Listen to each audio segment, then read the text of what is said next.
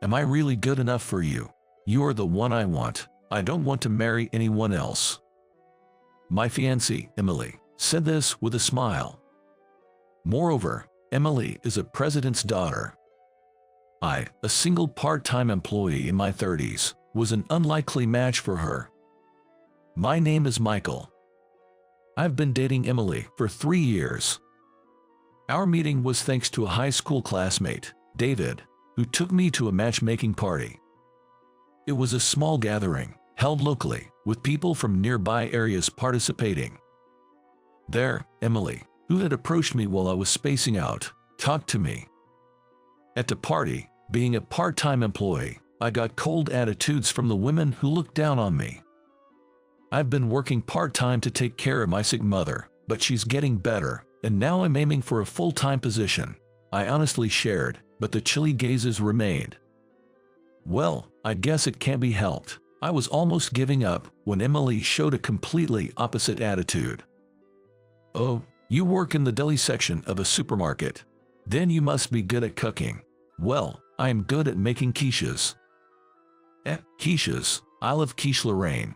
Unlike me, Emily was an office worker at a mid-sized company. She had a stable salary and was in her early 20s, so young. I couldn't understand why she approached someone like me. Because you looked as bored as me, she replied with a laugh when I asked.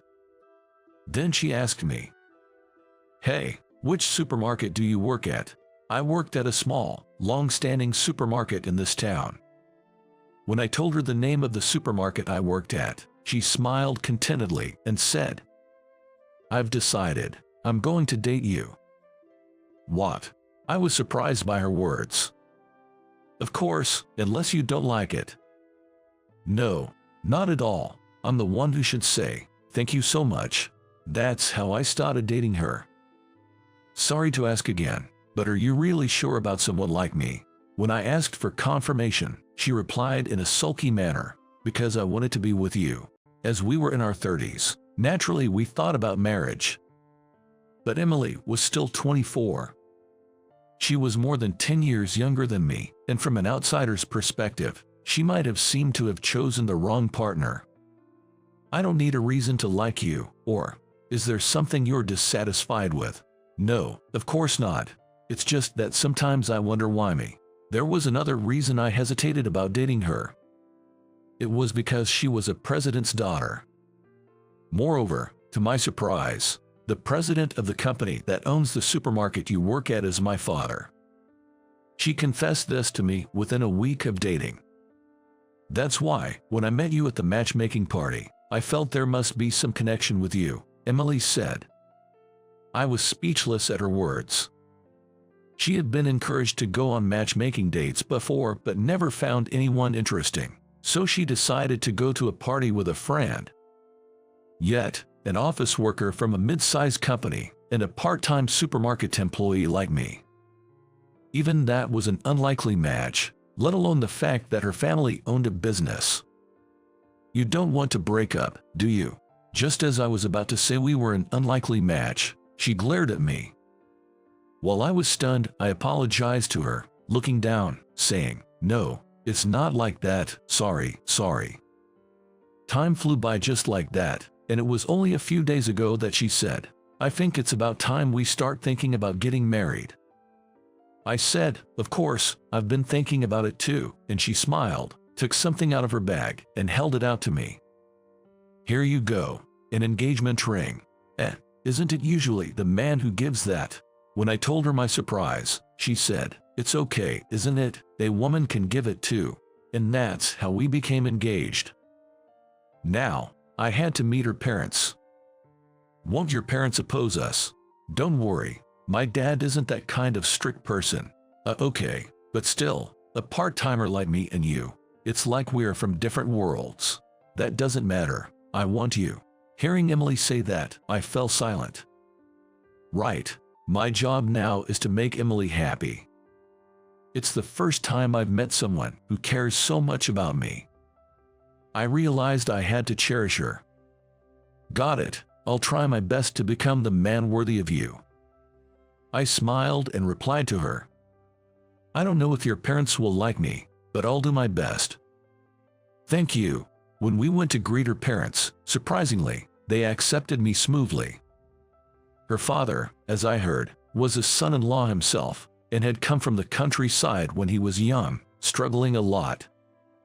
He had a tough time when he wanted to marry because her grandfather, who ran the supermarket, opposed it initially. Because of that, he thought that when his daughter brought home a marriage partner, he would approve unless there was a serious reason not to. I vowed to her parents to make her absolutely happy. Then we were busy preparing for the wedding, and before we knew it, the day arrived.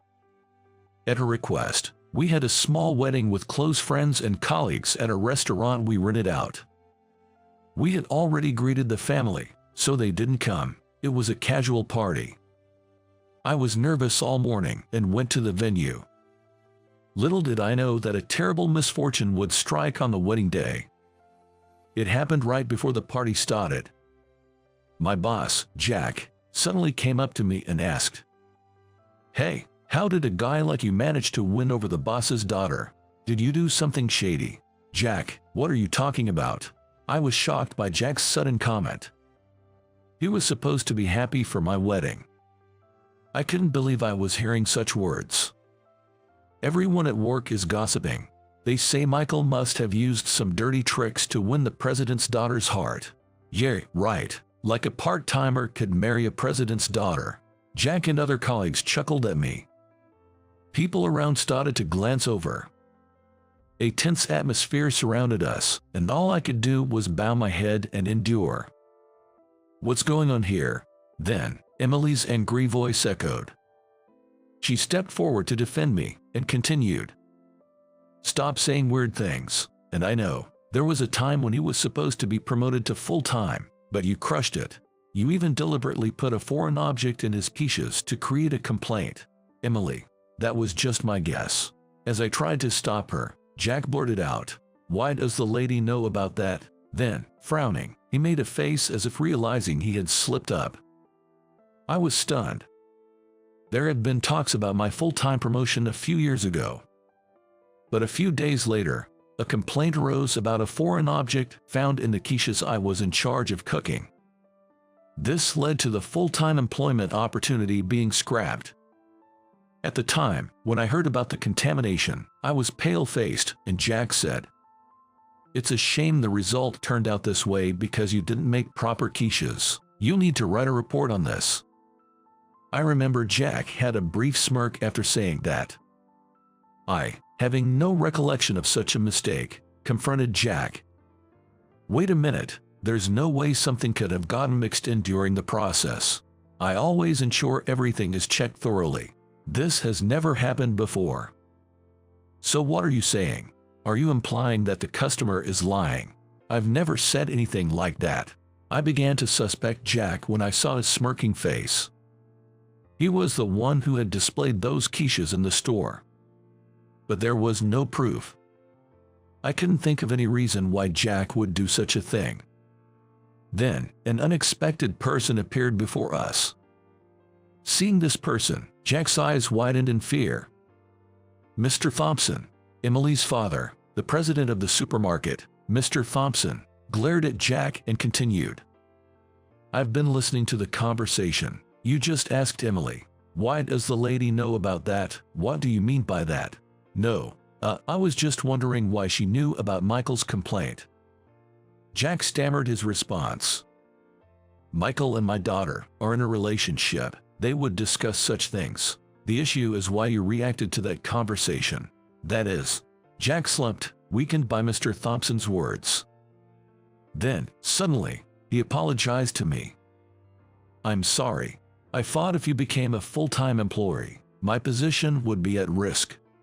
Why would that be the case? That is, Jack fumbled for words at my question. "Let's discuss this in another room." "Yes." Mr. Thompson said this and walked away with Jack. As they left the venue, we looked at each other. Why did Jack do such a thing? I was consumed by these thoughts until the ceremony ended. Mr. Thompson later revealed that Jack was worried that if I, a diligent worker, became full-time, I would quickly surpass and outshine him. It's jealousy, I suppose. It's regrettable that such a person is an employee of my company. After the ceremony, in the back room, Mr. Thompson finished explaining the situation to me. I can't believe he had such a childish motive, and to cause trouble for a customer. That's outrageous. I intend to take some action against him. It was an unbelievable act, causing trouble for an innocent customer. A justified consequence indeed. Now, let's put this unpleasantness behind us. By the way, how is that plan of yours coming along? Yes, it seems to be on track, I replied cheerfully to Mr. Thompson's words. It's sad to lose a skilled and experienced part-timer like you, but this was my suggestion after all. Yes, thanks to that, it looks like Emily and I will have a good life together. She is our only daughter. Take good care of her. Yes, I understand. And a year after the wedding, I had left the supermarket and opened my own store. It was a small deli. We managed to open the store with savings I had accumulated over the years and Emily's savings. I was surprised when your father suggested I start my own shop. Owning a deli has been my dream since high school. High school, huh? To think we had met back then. Really? As it turns out, Emily and I had met once, 10 years ago. Back then, Emily, in her rebellious phase and often clashing with her parents, frequently ran away from home. I met her during one of those times when she had left home. Hey, young lady, what are you doing in front of a convenience store at this hour? It's none of your business. Seeing her sullen expression, I just couldn't leave her alone. So, I gave her the leftover quiches from the supermarket I was planning to have for dinner. Here, if you're hungry, eat this. It's better than staying hungry, right? It's none of your business. Just as she said that, her stomach growled.